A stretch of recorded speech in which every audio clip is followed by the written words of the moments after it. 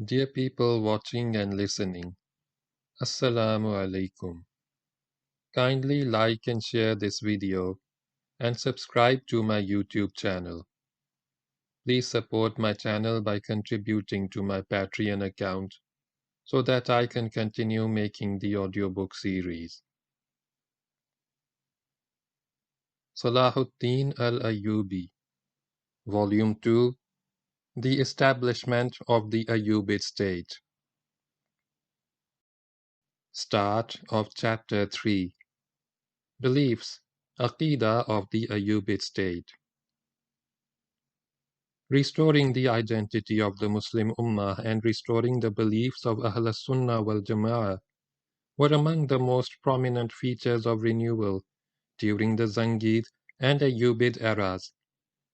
Deviation had gone on for too long and innovations had become widespread, protected by the unjust Fatimid Ubaidi state in Egypt. Hence the return to rule in accordance with the Quran and Sunnah was one of the greatest achievements of the states of Nuruddin and Salahuddin. Justice was established and innovation suppressed, and the state acquired a pure Islamic identity. Salahuddin al-Ayyubi followed in the footsteps of Nuruddin Zangi in implementing Sharia in all matters and affairs of state, carrying out justice and putting an end to wrongdoing. He himself supervised the process of restoring people's rights, with the help of the judges and scholars. Salahuddin had the qualities of faith, worship, piety, fear of Allah, trust in Him and turning to Him. He was of sound belief, remembering Allah often, and he imbued his state with the beliefs of Ahl Sunnah wal Jama'ah, which were taught by the Messenger of Allah, sallallahu alaihi wasallam, and were followed by the rightly guided caliphs, and the Ayubids persisted in this belief after the death of Salahuddin. Salahuddin had the deepest respect for the symbols of Islam. He despised the philosophers and those who denied the divine attributes and opposed Sharia.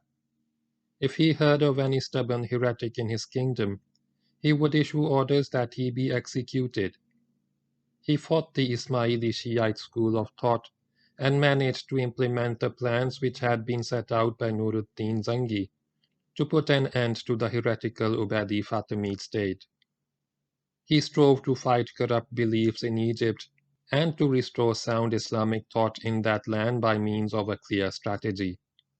The Ayubid state benefited from academic efforts and dawah methods developed by the Seljuk, Zangid, and Ghaznavid states. The Ayubid state came after several Sunni states which had contributed to spreading the Quran and Sunnah among the Muslim Ummah. Salahuddin al-Ayyubi paid a great deal of attention to preserving the basic principles of Islamic belief in accordance with the madhab of Ahl Sunnah. They followed the methodology of Ash'ari madhab and strove hard to fight any deviation therefrom and put an end to any manifestations of deviation. Most of the Ayubids had deep knowledge of the general principles of this belief.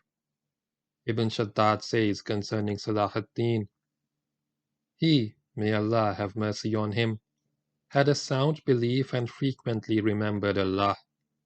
He acquired his belief on the basis of evidence by studying under the most learned sheikhs and greatest scholars.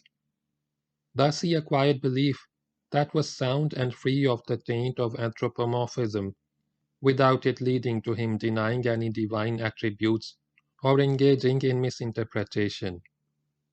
Sheikh Qutubuddin an-Nisaburi compiled for him a book of belief, which summed up all that he needed to know on this topic. He was very keen on this book and taught it to his young children, so that it would become entrenched in their minds from an early age. I saw him teaching it to them as they stood before him. The Ayubid state strove to spread the beliefs of Ahl Sunnah in all parts of Egypt, and Salahuddin was keen to ensure that the beliefs of Ahl Sunnah were influential in the educational and academic establishments that he founded. The Ayubids established a large number of Sunni schools. This stage began in 572 Hijri, that is 1176 Common Era, after Salahuddin managed to annex most of Syria and bring it under his authority and then returned to Egypt to manage its affairs. In this year, he issued orders that two schools be built.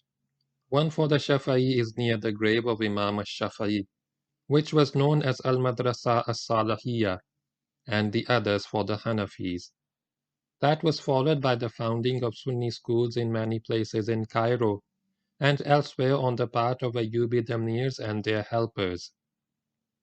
We cannot speak of all of these schools because there were so many, as establishing schools became a tradition that was followed by all prominent figures in the state at that time, both men and women. Rather, we will focus on the most famous of these schools, which played a role in the great transformation of Egyptian society from the Shiite madhab to the Sunni. Al-Madrasah as-Salihiyah. Construction of this school began in 572 Hijri, that is 1176 Common Era, at the shrine of Imam al-Shafi'i. It was an endowment that was set up for the Shafa'is, which as-Sayyuti described as the crown of schools. Then he stated that teaching in this school was supervised by the scholar and ascetic Najmuddin al-Khabushani. Ibn Jubair visited this school at the end of Dhul Hijjah in 578 Hijri, that is 1183 Common Era, when work on its expansion was still ongoing. Ibn Jubair said that nothing like this school had been built anywhere in the land, and there was nothing like it in its size and quality of construction. The one who visited it might imagine that it was an independent state, the costs of which were incalculable. Sheikh al-Khabushani himself was in charge of it, and the Sultan who was in charge of Egypt, Salahuddin, allowed him that and said, "Spend more and make it more beautiful, and we will take care of the costs." Ibn Jubair stated that he was keen to meet al-Khabushani because he was famous in Andalusia. Perhaps this comment of Ibn Jubair confirms that Salahuddin chose teachers for his schools from among the men of knowledge, virtue, and righteousness, and from among those who were famous in the Muslim world, so that at their hands the goals he wanted could be achieved, and so that they would serve as an element to attract seekers of knowledge from all parts of the Muslim world. Madrasa al-Mashhad al-Husaynii. Salahuddin built a school in Cairo next to the shrine that is attributed falsely to al-Husayn, and he allocated a large endowment to it, as was indicated by al-Maqrizi in his discussion of al-Mashhad al-Husaynii, also known as the Husayn Shrine. He said, when as-Sultan an-Nasir, that is Salahuddin, came to power, he established a teaching circle and scholars there, and he appointed the Faqih al-Baha at-Damishqi to teach there. He would sit at the niche behind which was the tomb.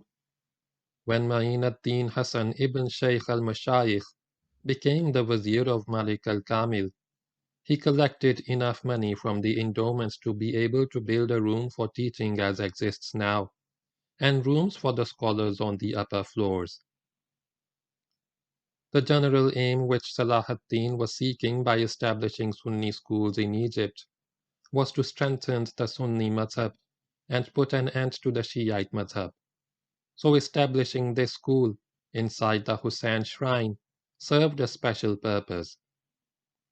It was one of the last strongholds of the Shiite remnants in Egypt, and of those of the Sunni masses whom the Fatimids were able to attract. Hence it was essential to establish a school in this place to teach the true faith, and to fight the innovations spread by the Fatimids. Al-Madrasah al-Fadiliyah.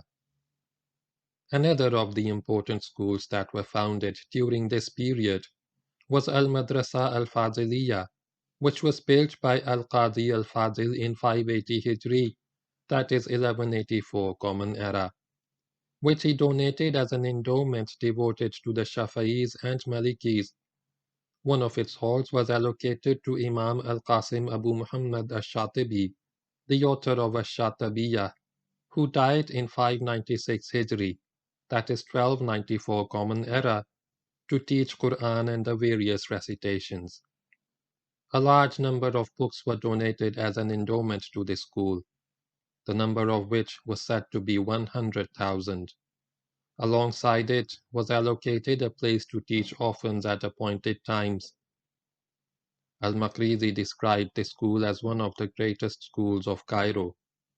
Sultan al-Adil, the brother of Salahuddin, also built a school for the Malikis, as was also done by his vizier Safiuddin Abdullah ibn Shakir, who died in 630 Hijri, that is 1232 Common Era, which he built on the site of the house of the Fatimid vizier Yaqub ibn Qalis.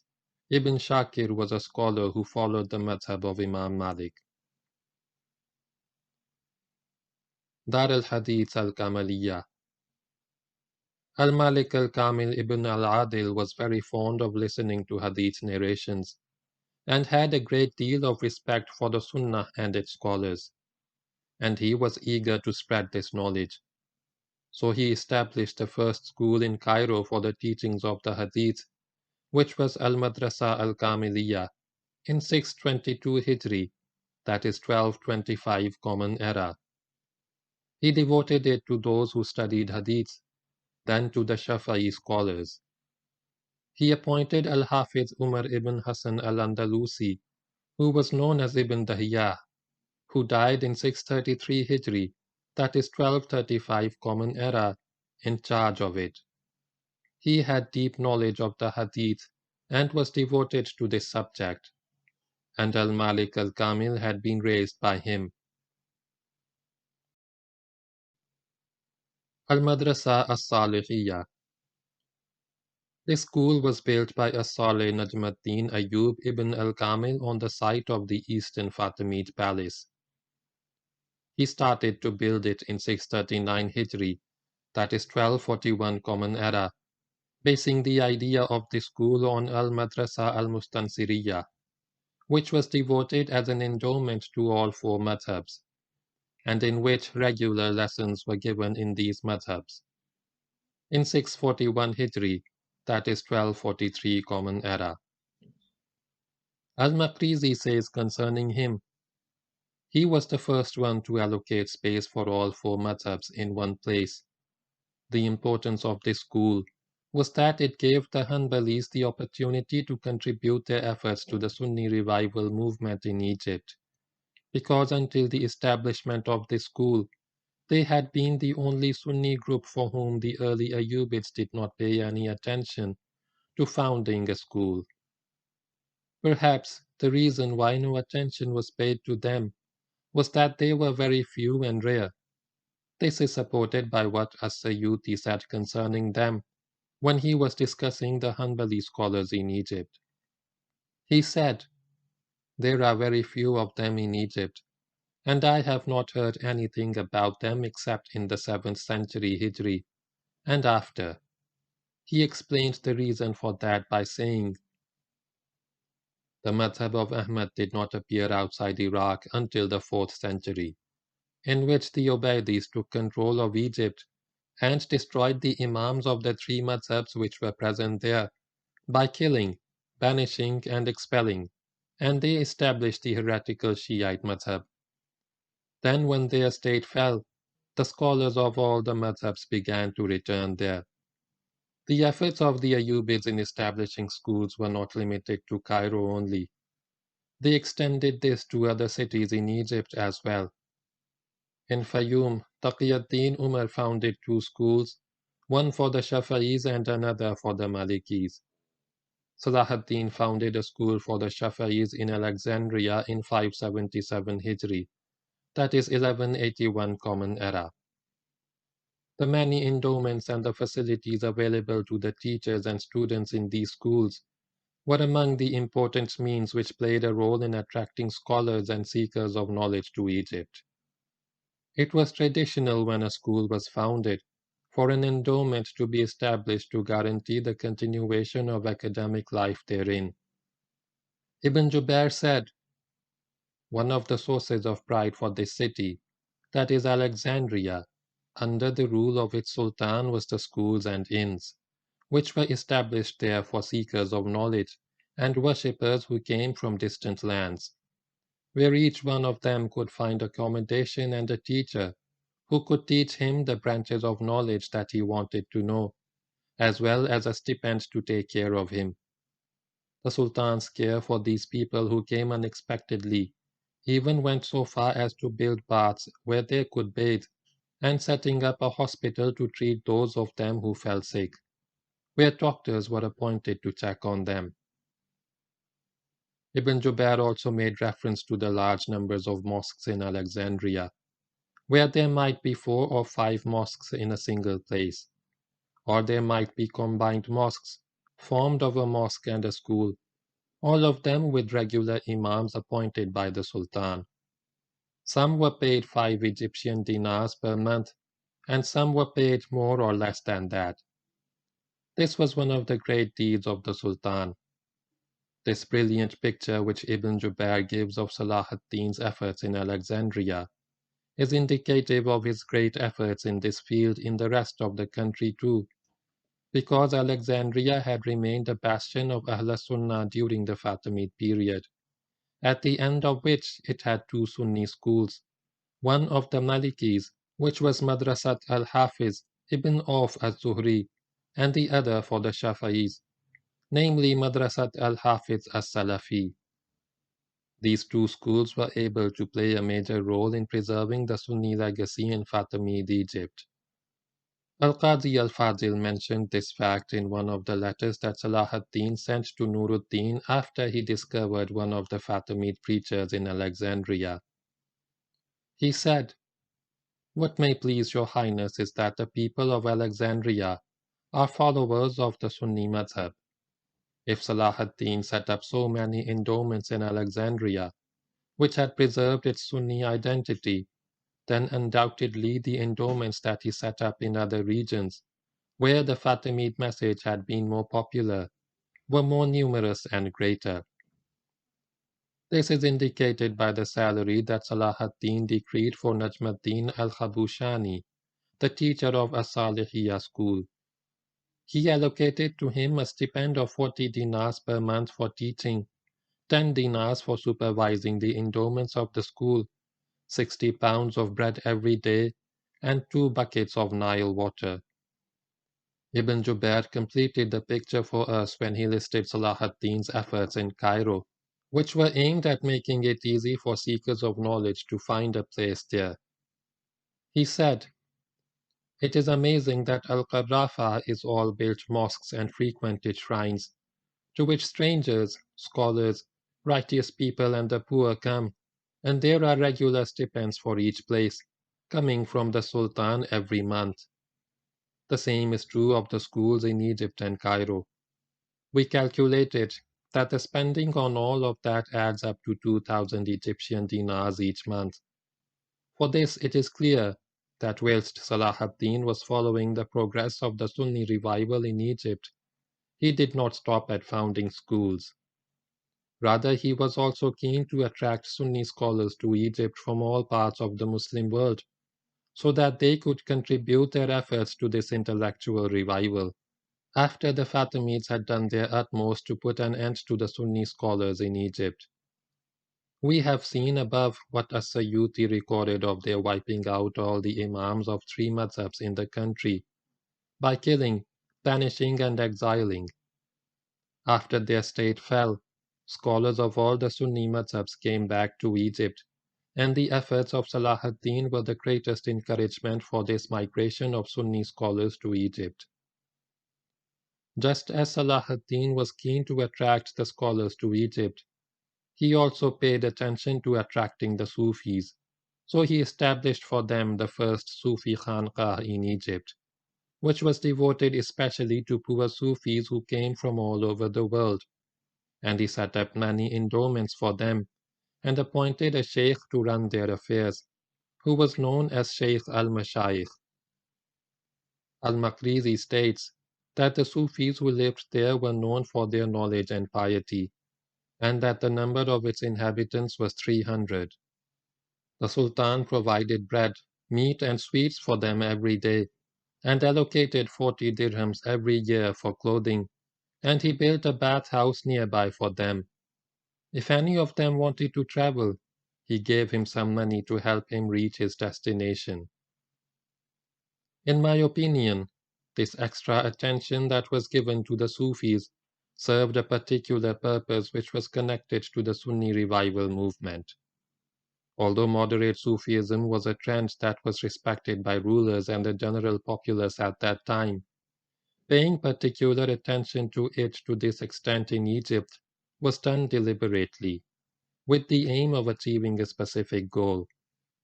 The reason for this may be that the Fatimids in Egypt had been unable, despite their various methods, to infiltrate the beliefs of most Egyptians, but they had easily managed to influence their emotions.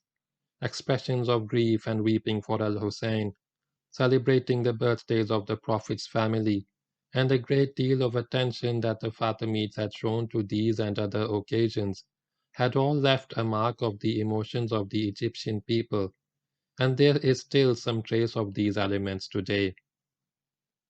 When Salahuddin sought to attract Sunni scholars to Egypt from all places, to contribute their knowledge and ideas to the Sunni revival movement, there was another aspect which also needed to be fulfilled and be directed away from the direction that the Fatimids had taken.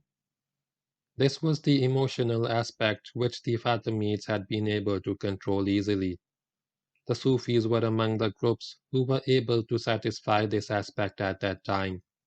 With their easy-going nature and lack of interest in worldly gains, and their ability to address people's emotions by means of exhortation, remembrance, and so on. Indeed, the Sufis during the Ayubid era succeeded in attracting people's attention to them and their rituals. Al-Makrizi tells us that people used to come from all over Egypt to Cairo to watch the Sufis of the Khanqah of Sayyida Suada when they went to the mosque of Al-Hakim to offer Jummah prayers, so that they might attain blessing and goodness by watching them. Salahuddin and his successors were able, through their efforts and by attracting Sunni scholars to Egypt, to bring it out of its intellectual isolation and re-establish its strong connection with the centers of Sunni culture in the Muslim world, such as Baghdad, Damascus, and Cordoba, after the Fatimids had cut off all ties with these centers, and Egypt had been left behind in the field of Sunni thought for more than 2.5 centuries. Ayubid efforts in Syria and Mesopotamia. The great care that was shown to the Sunni revival movement in Egypt does not mean that the Ayubids neglected other lands belonging to them, which had not gone through the same circumstances as Egypt. Rather, we find that they did not spare any effort in spreading Sunni culture in every land they went to, whether it was the sultans or emirs, both men and women, or their helpers such as viziers, commanders, scholars, and scribes. Many of them were eager to build and establish schools in Syria and Mesopotamia. Salahuddin founded a school for the Shafa'is in Jerusalem, and he built a school for the Malikis in Damascus. When he moved to Egypt, he turned his house in Damascus into a khanqah for the Sufis.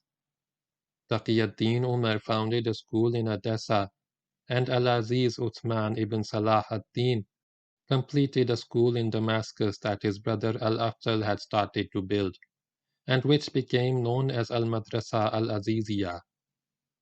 Al-Mu'attam Isa ibn al-Adil founded a school for the Hanafis in Damascus, which was known as al-Mu'azzamiyah.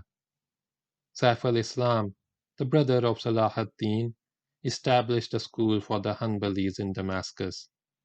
Al-Ashraf Musa ibn al-Adil established Dar al-Hadeeth al-Ashrafiyah in the same city. Al-Qadi al-Fadil, established Dar al-Hadeeth al-Fadiliyah near the Umayyad Mosque. Sitta Sham, the sister of Salahuddin, built a school for the Shafa'is in Damascus. Her sister Rabi'a Khatun also built a school for the Hanbalis in Damascus, and there were many other schools which proliferated and spread to such an extent that Izzuddin ibn Shaddad listed in Damascus alone 92 schools, covering all four madhabs, in addition to other places that were involved in teaching and studying, such as the Umayyad Mosque. Ibn Jubair also narrated an image of academic life in Damascus, especially inside its mosques and shrines, when he visited the city in 580 Hijri, that is 1184 Common Era. He wrote of the Umayyad Mosque, "In it there are teaching circles for students, and the teachers receive an ample income. The Malikis have a corner on the western side where the Maghribi students gather, and they have a certain income. The facilities that the noble mosque offers to strangers and students are plentiful and ample." He wrote of its shrines. For each of these shrines there are specific endowments consisting of gardens and land. Almost the entire city is endowments. For every newly built mosque, school or khanqah, the Sultan allocates an endowment to sponsor them and their inhabitants. Among the women there are some of high status who order the building of a mosque, place of devotion or school, spending large amounts of wealth thereon, and setting up endowments from their wealth. Among the emirs are some who do the same, and they show a great deal of praiseworthy eagerness in following this blessed path. Aleppo was the recipient of a great deal of effort on the part of the Ayubids and people connected to them. Al-Tahir Ghazi ibn Salahuddin built a school there for both the Shafa'is and the Hanafis, and he appointed in charge of teaching al-Qazi Baha'u'ddin ibn Shaddad, whom Al-Tahir also appointed to be in charge of endowments throughout Aleppo. Ibn Shaddad built al-Madrasah as-Sahibiyah for the Shafa'is, and next to it he established Dar al-Hadeeth, which remained a focal point for the Hadith scholars who dwelt there, studied, listened to lessons, and wrote down Hadiths until the Tatar catastrophe.